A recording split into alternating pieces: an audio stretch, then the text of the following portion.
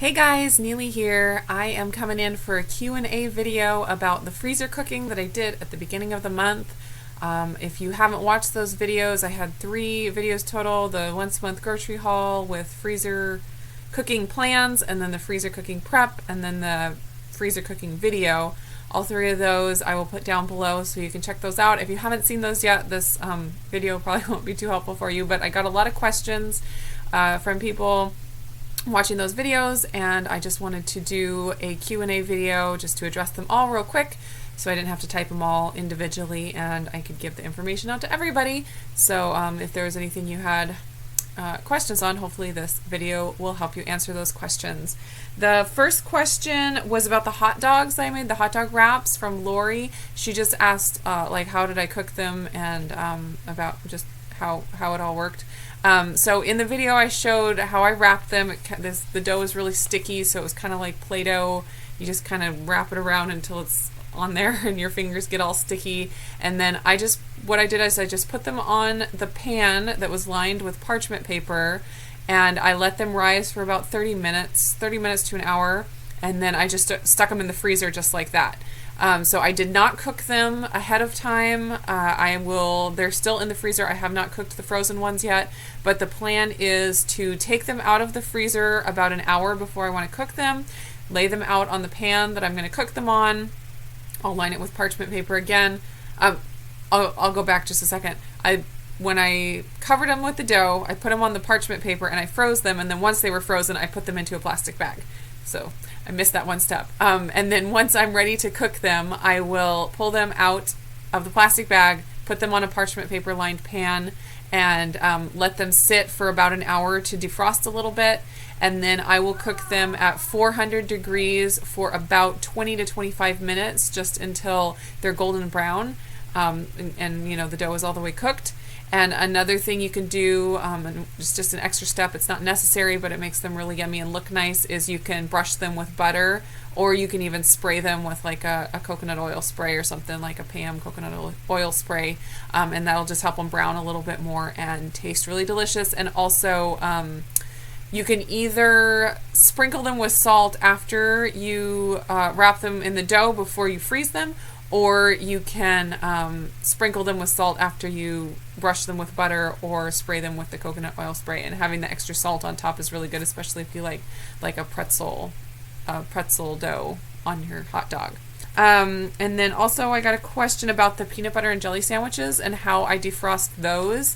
Those have been really nice to have. I just have the individual baggies all stacked into big freezer bags in the freezer, and what I have been doing is I will take out about 4 at a time, because my husband will eat a couple if I pack them in his lunch, and then having just 2 out defrosted on the counter for the kids whenever they need them. It has been really nice just to have to grab, like if we rush in and everyone's starving and we just need to grab something really fast, I have those there. So what I've been doing is I've been taking 4 out of the freezer at a time, and they're in the individual bags, so I will just leave them on the counter. And if I put them on the counter in the morning, usually by lunchtime they're defrosted and ready to eat. So they just sit there, and usually they don't last a whole day. They get eaten up pretty quick, and then once they're gone, I'll just pull out 4 more and just set them on the counter, and they're ready for whenever I need them. So those have been super nice. I'm definitely going to do those every month, I think. Getting a couple big packs of bread from Costco worked out really well, and just having them in the freezer ready to go has been super nice. The next question was from Terry, and this wasn't necessarily about the freezer cooking, but I wanted to address the question. She said that she and her husband are allergic to nut flours, and she wanted to know what kind of flours I recommend just getting started on THM. And if you are only allergic to nuts, and you are not allergic to seeds as well, I would definitely recommend sunflower seeds. I have done my baking blend substitute recipe, and I'll put the link down below to that. The THM company has a baking blend that they use in all of their recipes, and it's a fantastic blend, and I did my best to mimic it, and I have a homemade version, a DIY version that has the same basically the same nutritional facts. So it's a fuel pull if you have just 1 serving of it, And I have used sunflower seeds in place of the almond flour in that, and it has worked just perfectly. So if you are only allergic to almonds and only nuts and can do sunflower seeds, I highly recommend that. If you are allergic to the sunflower seeds as well, it's going to be a little bit more tricky. You could try doing coconut flour instead of the almond flour. So you do the coconut flour that's already in the blend, but then replace the almond flour portion with coconut as well. I can't guarantee that it's going to work perfectly.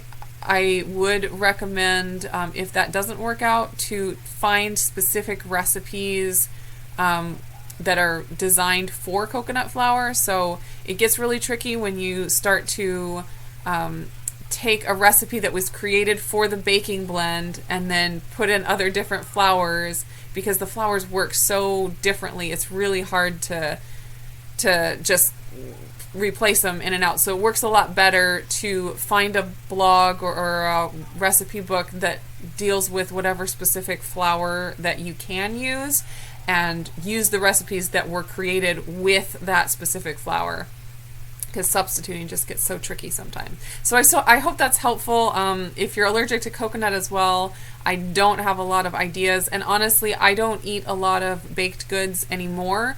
I found that those are things that for my body, just me personally, that's definitely not for everybody, but for my body, they have been kind of throwing my hunger and cravings out of check, and for right now, I have decided to really cut back on those. So if you absolutely can't use the baking blend and you're allergic to, the nuts and the seeds and the coconut flour, then I would say just try to attempt THM without any baked goods at this point, and kind of get into the groove with, meat and vegetables and, cheese, dairy, stuff that you can use.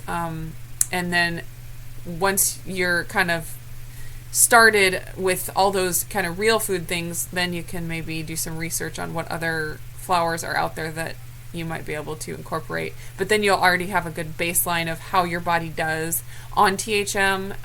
And then when you do add in, a different kind of flour, there's all kinds of different ones that you can try.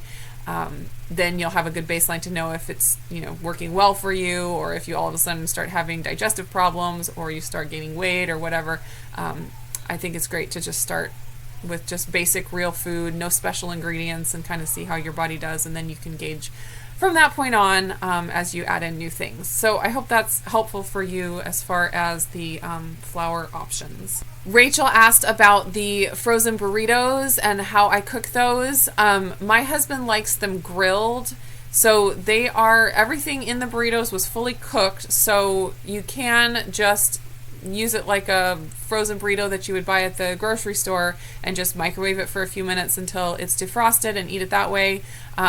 What I have been doing, since my husband likes it grilled, is I will just pull 2 or 3 or 4 out of the freezer and stick them in the fridge, so they're always ready to go in the fridge, and so they'll defrost and they'll be all defrosted in the fridge, and then I can just throw them on my Cuisinart griddler. It's kind of like a George Foreman grill, and then grill those up, and that's the way he likes them. But you could probably, she mentioned putting them in a toaster oven. You could probably do that. I don't have a toaster oven, so that's not something I've tried, but they would work in the microwave or on the grill. I have not tried to grill them from frozen at this point. I think they'd probably get too cooked on the outside before they got defrosted all the way through. So I'd probably stick them in the microwave for a minute or two and get the insides defrosted before I stuck them on the grill. But I have found it the easiest just to pull a couple out of the freezer ahead of time. I try to think about it in the morning because I pack all of his meals in the evening before he goes to work the night shift. And so if I think about it in the morning, I'll pull out the peanut butter and jelly sandwiches, I'll pull out the burritos, and everything will kind of be ready to go in the evening when I'm packing up his meals. The last question is from Michelle about the sweet potato flour that I use. I have shown that quite a few times. I use it a ton. It's been amazing for breading things like fish and chicken. Like I showed you, the chicken strips that I made were breaded in the sweet potato flour. And she asked about the texture. And the texture is more granulated. It's not a super fine powder. And if the only sweet potato flour you can find is a super fine powder, you may not get the same results as far as the chicken strips that I get when I make mine. It's not ground fine, so there's like kind of big chunks. It's very granulated, kind of like cracker crumbs almost is what it looks like. It doesn't necessarily feel like that, but it looks like kind of like cracker crumbs, not a powder. So yeah, if you're able to find the brand that I use, and I don't have a name of the brand, it's all in an Asian language that I don't know, but I have shown the bag. I showed it on the once a month grocery haul. I've probably shown it on every once a month grocery haul I've done because I use it a lot. So if you're able to find that brand, I highly recommend that brand. That's the only one that I have used. If the only one you have is a fine powder, you're probably going to get different results, so you're going to have to kind of play with it and see how you can make it work for you, but you're not going to get as thick of a coating of the breading as I do. And I had someone tell me once that they did it with a fine powder and the chicken strips turned out really bland, and that was just because the seasoning is mixed in with the flour, so if there's less flour on the chicken strip, it's going to have less of the seasonings on it. So if you do have a fine powder, I would recommend increasing the amount of seasonings that you use, and you're just going to have to play with it. You could try double dipping, where you dip it in the flour, you dip it in the eggs, you dip it in the flour again. That's what I did. And then after that, then you dip it in the egg and dip it in the flour again, and that'll give you a thicker coating of the breading. So that's one thing you've tried. You can try, but I have not tried it myself. So yeah, let me know if you do, and I can, give the results to everybody else if you're not able to find that more granulated sweet potato flour. Okay, that's all the questions I got for now. I hope that was helpful. I hope that answered your questions about the freezer cooking. If you have any other questions, let me know. And I have gotten such a great response to the freezer cooking videos that I've done, and that is just such a great encouragement for me to continue doing them. Like I said in my original freezer cooking video, it's not something that I've been very consistent at, doing it, every month or every week or however often I decide to do it. So I decided to go ahead and put it on YouTube to, keep myself accountable. And the response that I've gotten has been so great that I definitely will continue. So you can look forward to more of those types of videos. And hopefully as I continue to do it, I'll get better at it and have more tips and tricks and recipes to share as far as that goes. So thanks again for all the comments and all the encouraging words. You guys are amazing, and I will be back again soon with all kinds of other stuff, just life stuff. Things are exciting around here, and I love to share whenever I can. So I hope you guys are doing fantastic, and I will be back again soon. Bye, guys.